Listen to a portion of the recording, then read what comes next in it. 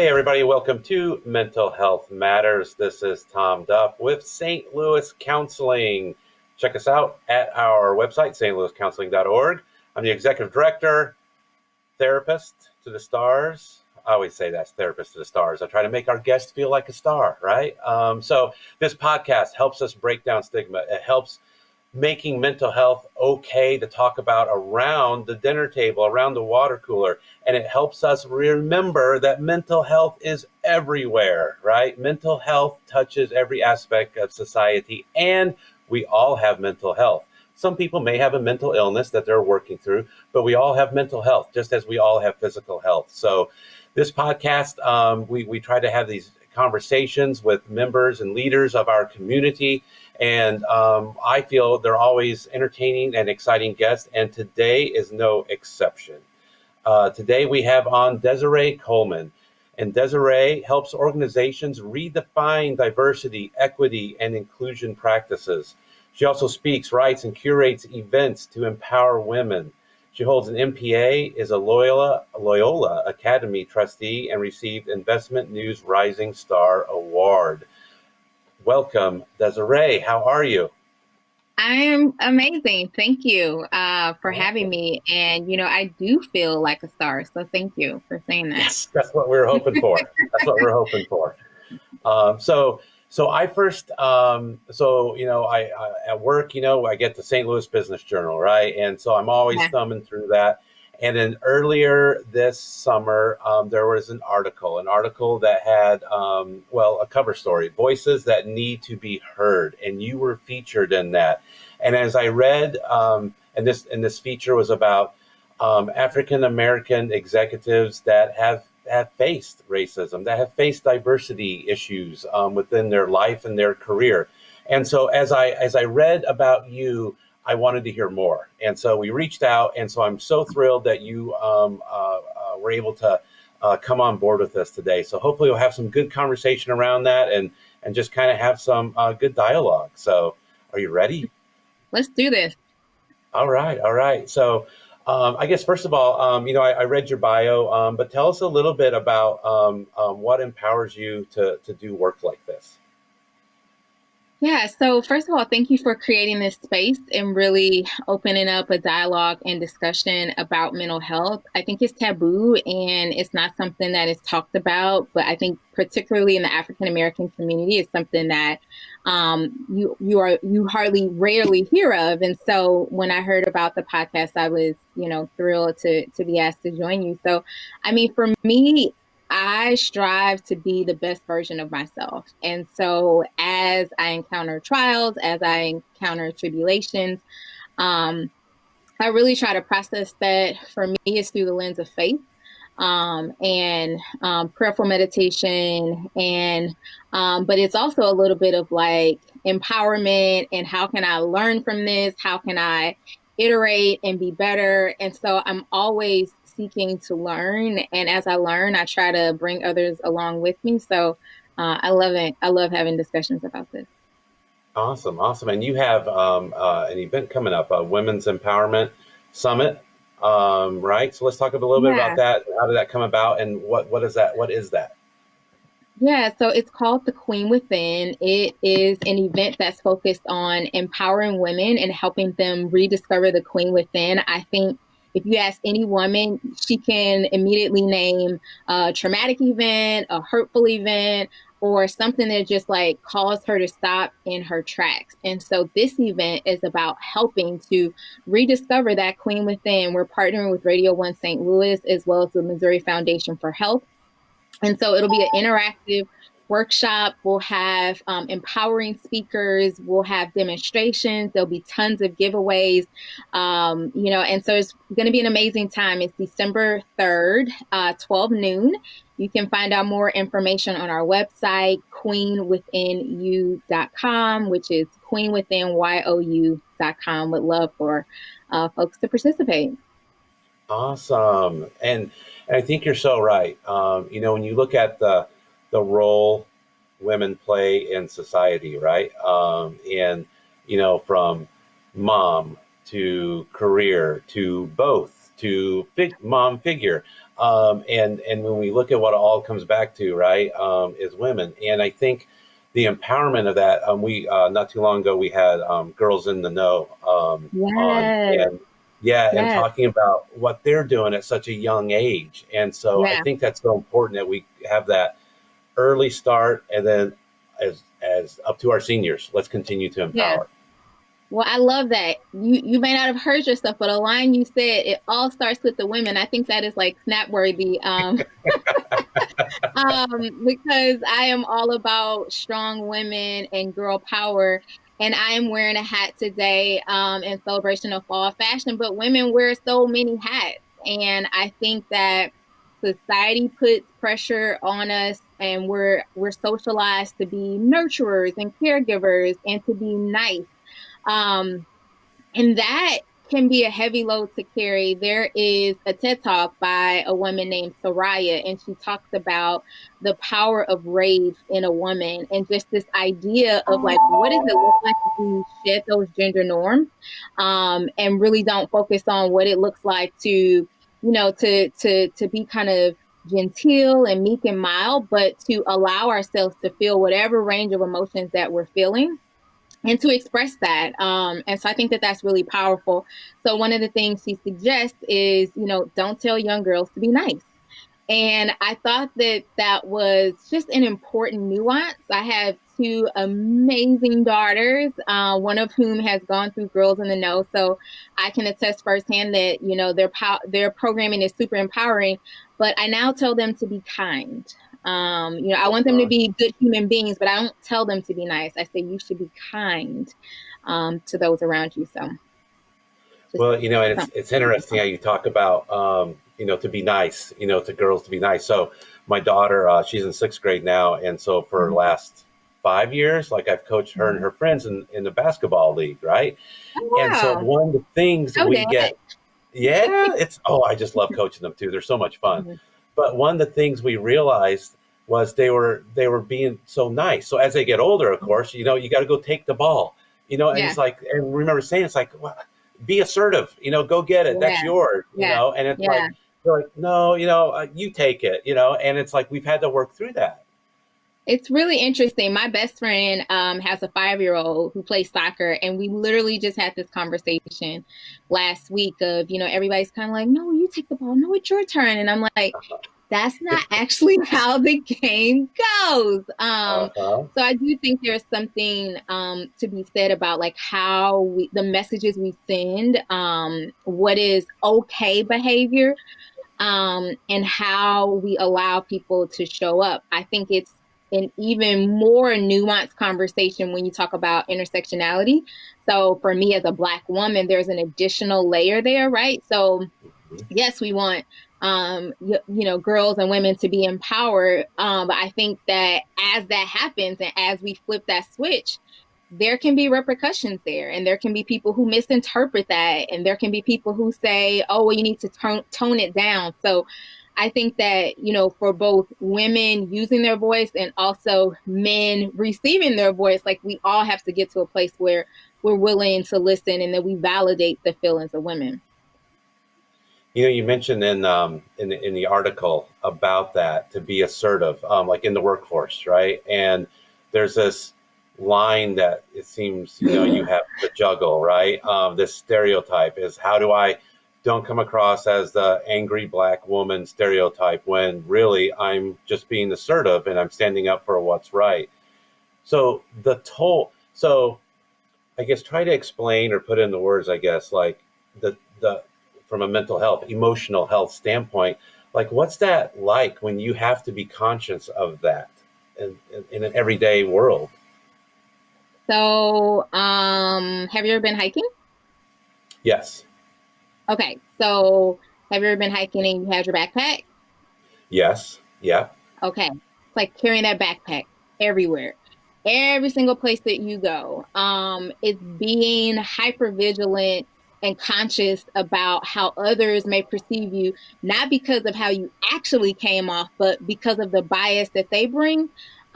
being cognizant of how you're being perceived, not because of what you actually said, but because of someone else's experience with someone who happened to look like you many, many years before. It is walking into situations knowing that you've already been discounted, and sort of pushing through that. I post a lot on LinkedIn, and I posted recently, I said like a PSA to women, like, stop doubting yourself. You've never been an imposter, and you never, will be. And I tell you, it's gotten like 300 likes because it resonated with so many women. Because as we walk into spaces, we're met with immediate resistance. We're met with the box that people believe we should sit in. And if you color outside of those lines, there are spoken and sometimes unspoken consequences. So I'm reading a book by Isabel Wilkerson. I highly recommend it. It is so good. It's Oprah's book Mm-hmm. club pick, and it's called Caste. And it Uh-huh. talks about the U.S. in the context of other nations and other points of history, and how our society has developed a caste system. Now, if you were to ask people where does a caste system exist, immediately people would say India, right? They would Mm-hmm. never believe that in the home of the brave and the land of the free that we've created a caste system. But she uses historical accounts. She uses newspaper records, death certificates to showcase like state sanctioned violence against particularly African Americans who got outside of the box that was drawn for them, who said something when they purportedly should not have. So I think, just to go back to your original question, it's heavy. I was having this conversation yesterday with colleagues that something as innocuous as going to the grocery store. I was literally pushing my cart, and I saw a car parked that had tinted windows. And I literally said to myself, I need to go another way because I don't want somebody to be sitting in their car to claim that they were, threatened or frightened and shoot me. So Mm-hmm. Mm-hmm. I'm trying to go get dinner for my kiddos, and I have this burden of how people, society, systems treat me. So to answer your question, it's heavy. And it's quite Yeah. frankly a burden I shouldn't have to carry, but the system and society we've built mandates that I remain hypervigilant.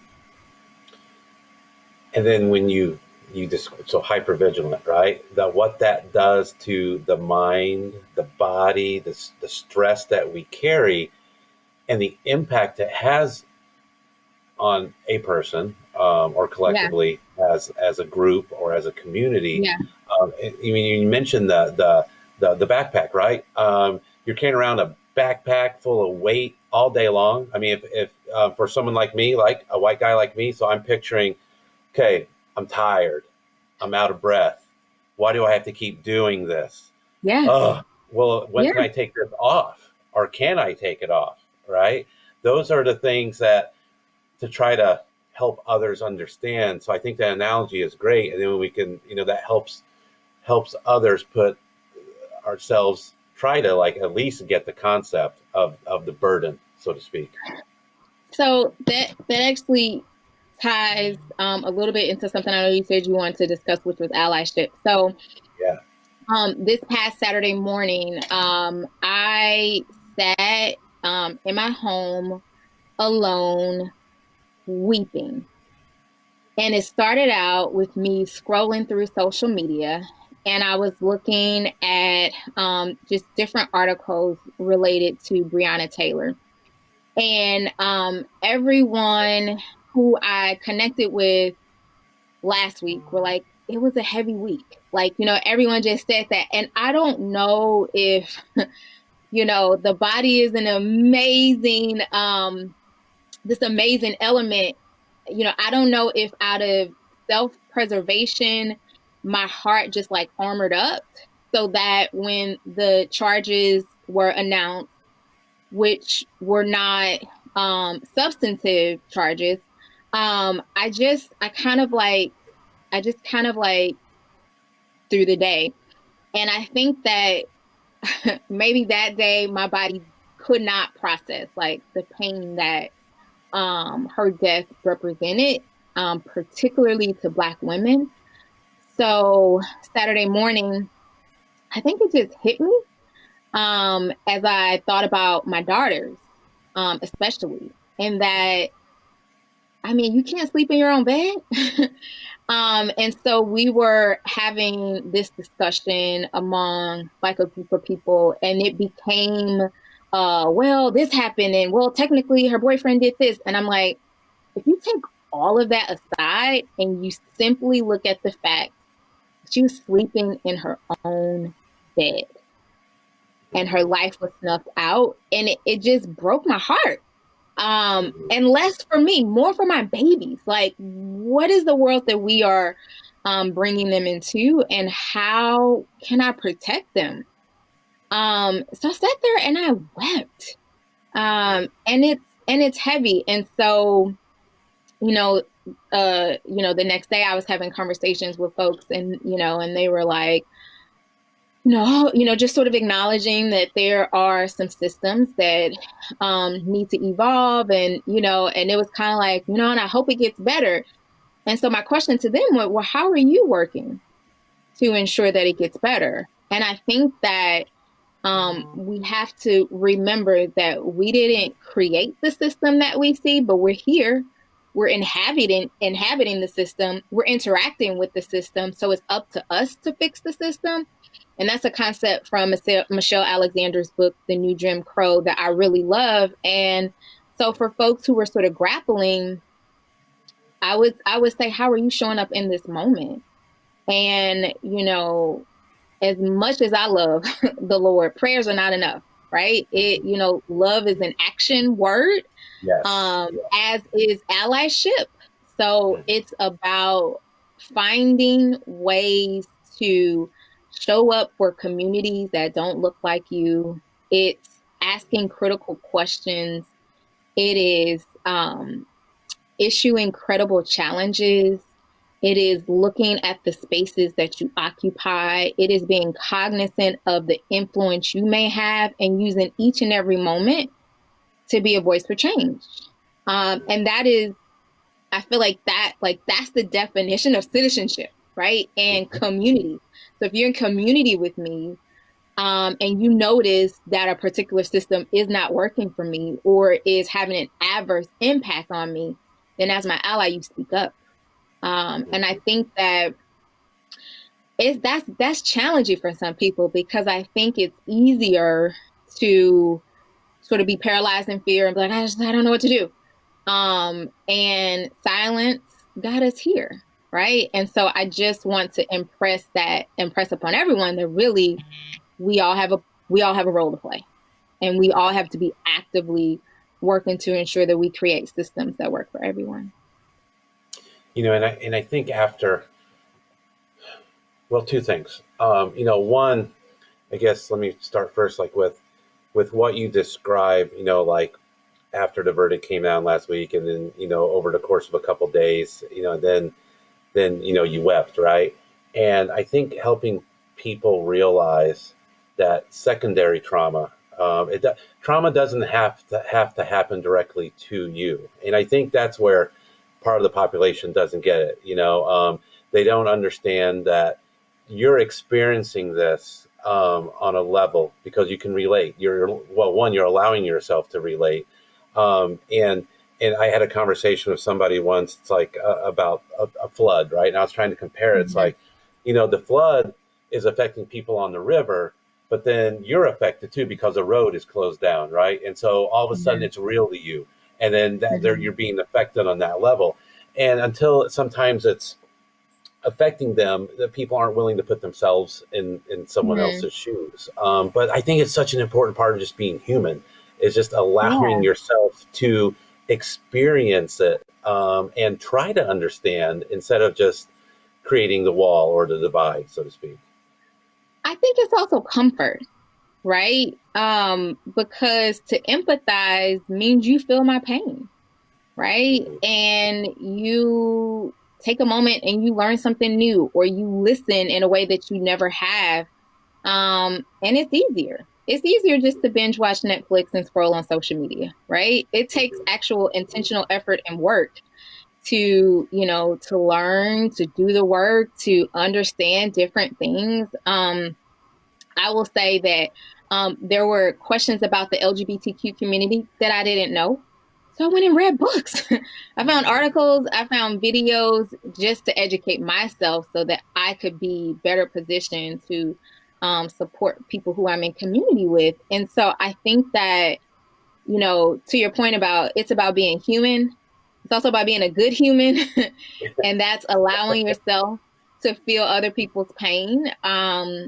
And reaching across difference. I think I learned in college. I went to Mizzou. I was a Black Studies minor. I learned that St. Louis is one of the 7 most residentially segregated cities in the country.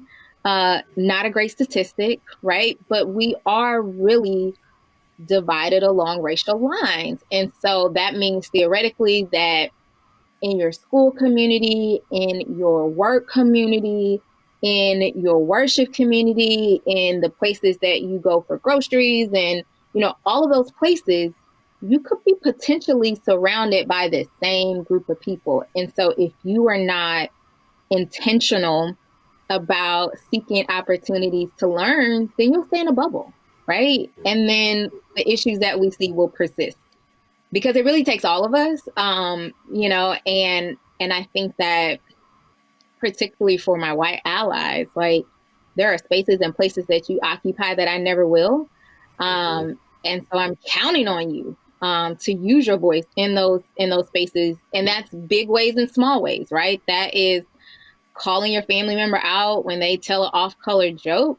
It is looking around and noticing like, hey, this sidewalk curb is broken, right? How is someone who utilizes a wheelchair supposed to get, there, even if it doesn't directly impact you, you're looking around with a critical eye to understand what's not working for people, and you're using your voice and your influence to speak up. With that concept of allyship, right? Mm-hmm. What do you think that does for your psyche when you stand up for somebody else or you stand next to somebody else? What does that do for you? How does that make you feel in that sense? It makes me feel empowered, I would say. It makes me feel like a good human being. It makes me feel like I did the right thing and my mama would be proud, right? It's the right thing to do, right? Like TSA says, see something, say something. That's the same concept. And I was talking to my daughter. These are, lessons that I try to instill in not only do I try to live by, but I also try to instill within my kids. And so she was telling me about someone at school who kind of was like not being treated right. And she was like, but it's not me. And I'm like, but you stood by and watched it happen. So you're culpable as well. Like, and she's like, but I didn't do it. I'm like, but you saw it, right? If you saw it and you did nothing, that's a choice, right? So you're choosing and making a statement that it's okay by your inaction. And so I really was just trying to impress upon her, like, you can't be on the sidelines phoning it in like, oh my gosh, that's so bad. Like, if you are not actively engaging and speaking up and being an ally, you're culpable as well. Yeah, yeah. And so, one, it's just such a,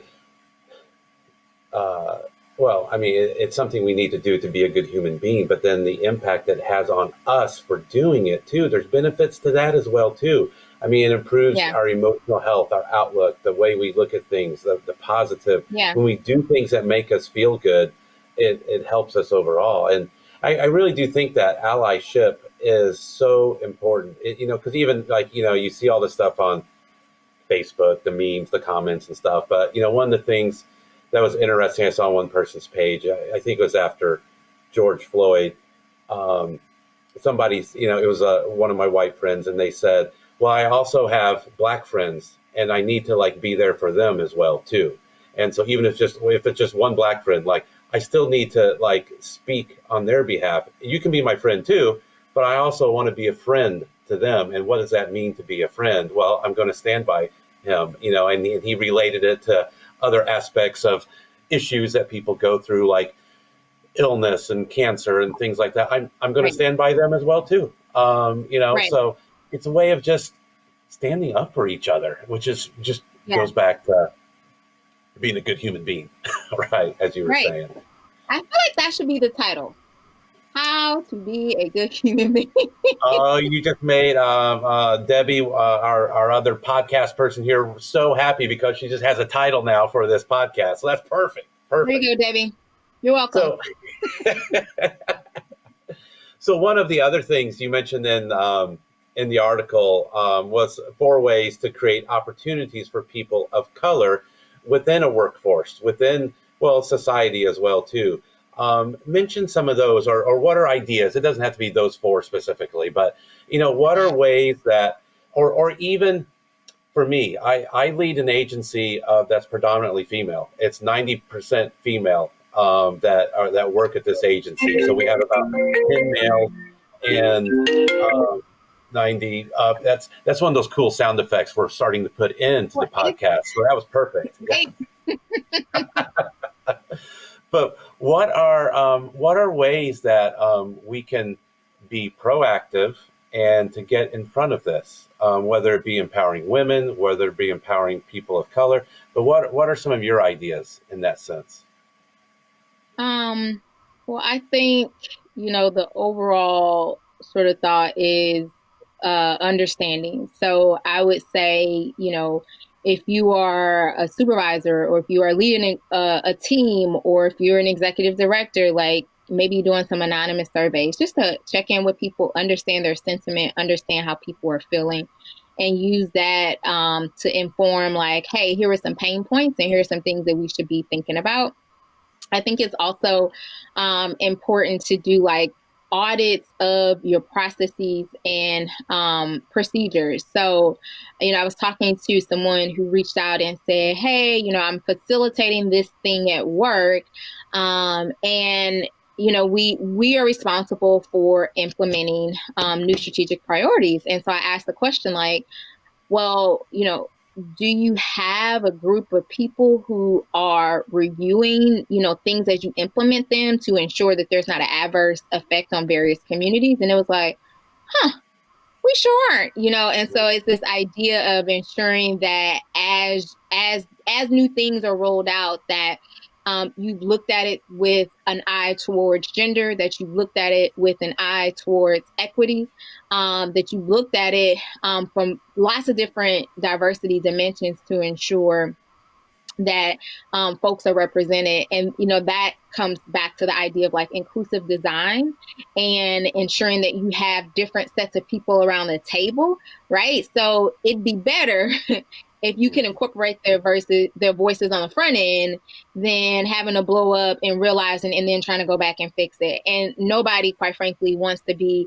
brought in after the cake is baked, but, people want to feel like they have a voice. I always tell leaders at the organization that I work for, look around the table and if your table doesn't look like the community that you serve, then as a leader, you're accountable to figuring out different ways to ensure that that representation looks different. And then also, even if there are a collection of diverse voices around the table, are they empowered?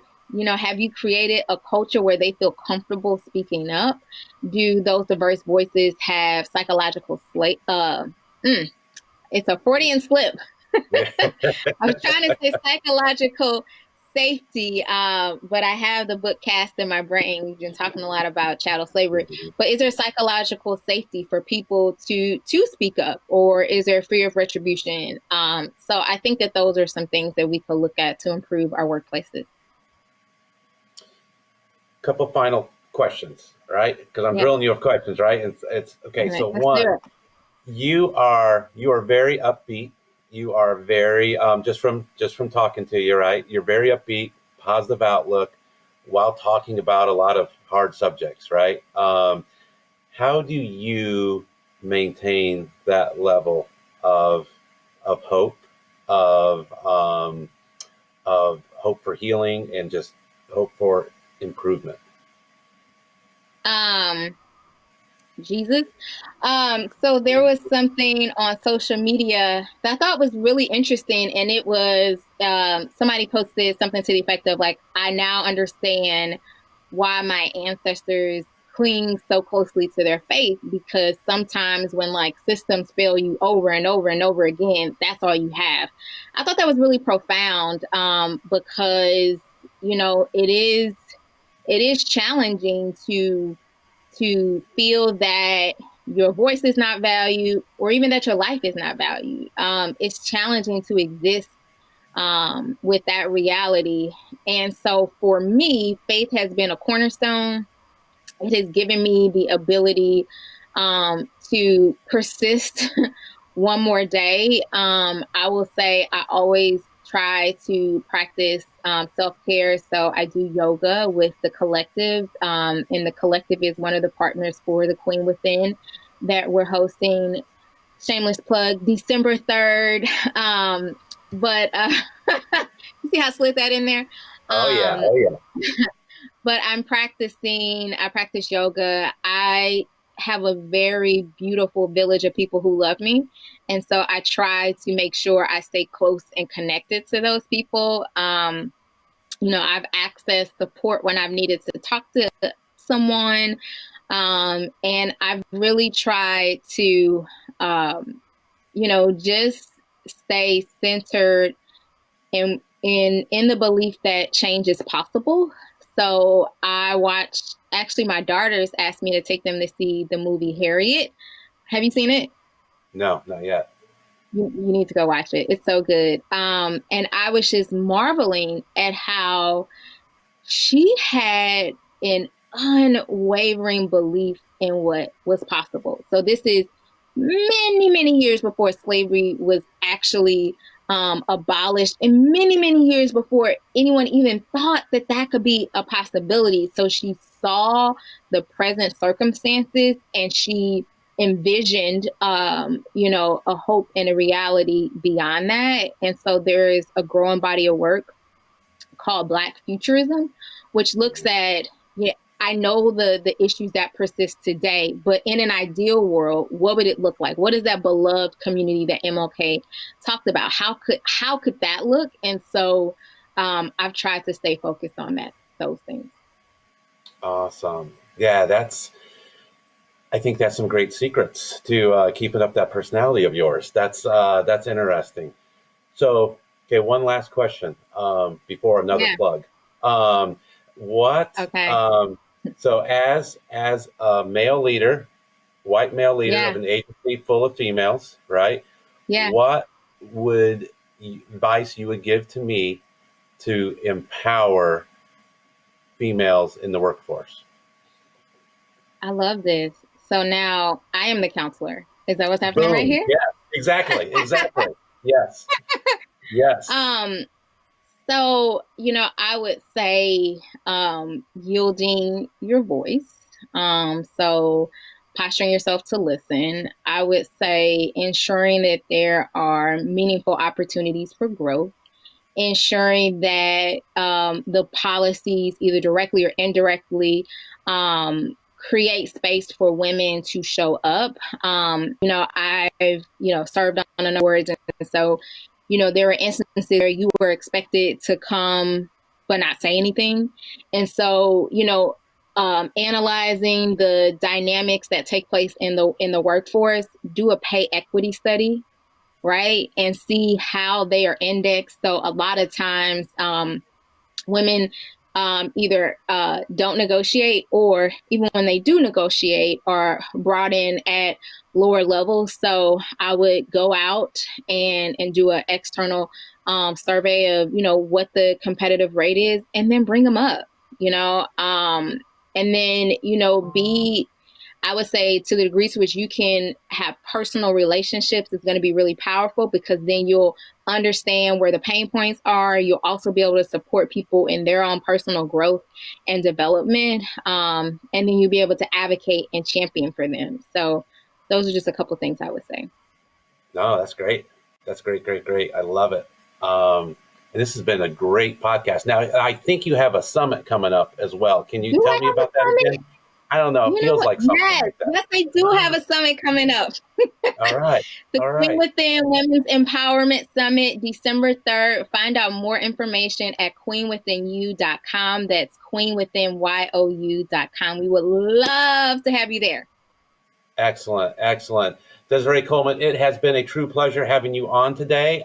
This has been great Thank you. dialogue, and you've already given me a lot of other follow-up questions for probably a future ask to be on the podcast again sometime. So would love to Awesome. keep this Awesome. relationship going. Yes. Thank you so much for having me, and thank you for creating space to have this conversation. It's been a pleasure. Awesome. All right. Until next time, this is Tom Duff with St. Louis Counseling. If you're curious about our services, check us out at stlouiscounseling.org. Until next time, stay safe. Bye-bye.